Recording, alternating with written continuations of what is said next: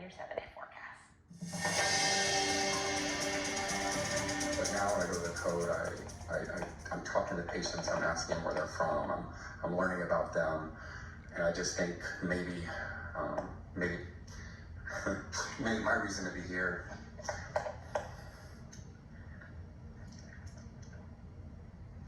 is to give them comfort as they're dying. Not very emotional. Last week we introduced you to Dr. Paul Lynch. He is a Valley pain doctor currently working to care for COVID-19 patients in New York, but he just received some news that he tested positive for the virus. So Heidi is talking with him this morning to see how he is doing. Heidi. Good morning. Yeah, I've been keeping in touch with him for a couple of weeks now, and this is the diagnosis he got about a week ago. Not what you want to get, especially when you've traveled so far to help other people. So Dr. Lynch is live with us this morning via FaceTime, and thank you once again for your time. Our first question is, how are you feeling? I know you were feeling well enough to get back here to the Valley, so how are you feeling this morning?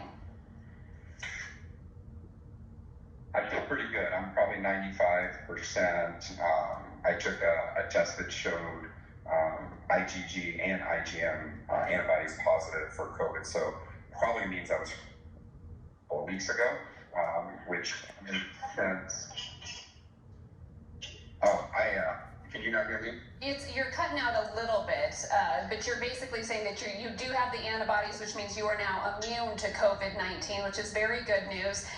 You were actually at the hospital when you were starting to not feel well. When I think about all the protective gear you doctors and nurses have had to wear when you're working on these floors, do you think that this is a sign of just how contagious this virus is when you guys are getting it in such high numbers? Yeah, I think if we look at this, a lot of people have compared it to the flu the last couple of weeks, and I'll use the flu as an example of how it's different. As transmissible as the flu, and so it's if you're anywhere in the room near it, there's a chance you can get it. There was a study on the Arizona Department of Health that was actually published by Dr. Chris last week, showing one study in China where 12 people in one restaurant got the virus from one person that was infected.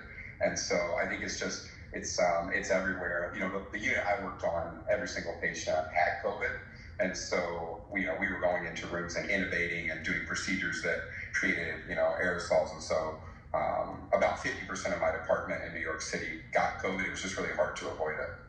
Let's talk about how Bellevue Hospital was when you first got out there a couple of weeks ago versus how it was when you left, when you were sent home sick last week. Did anything change? Did you see things getting better there, or was it pretty much the same?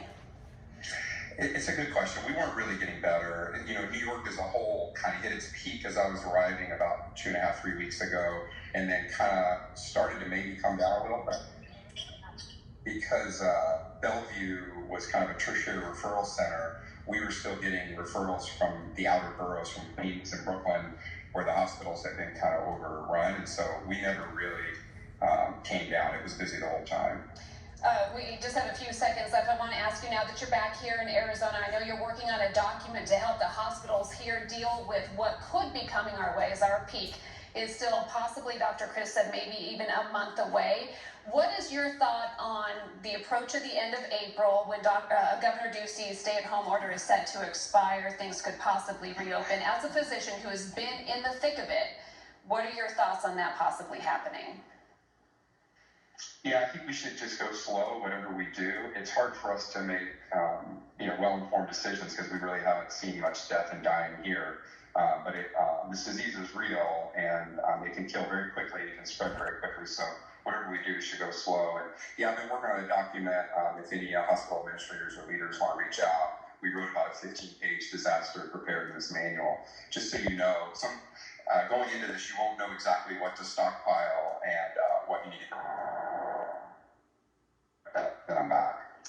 All right, Dr. Lynch, thank you again for your time. I've enjoyed watching your videos. By the way, Olivia, he has posted those on a YouTube channel where you can go. He makes sure he has a teachable moment in every single one. So if people are curious about this virus, the impact that it had in New York and what we are trying to prepare for here in Arizona, I would highly recommend checking out his YouTube channel. We'll post it again for you on our website, azfamily.com. Yeah, Heidi, I've really enjoyed your interviews with him. Very thoughtful person and frontline perspective. So certainly wishing him and all the healthcare providers like him the absolute best through this.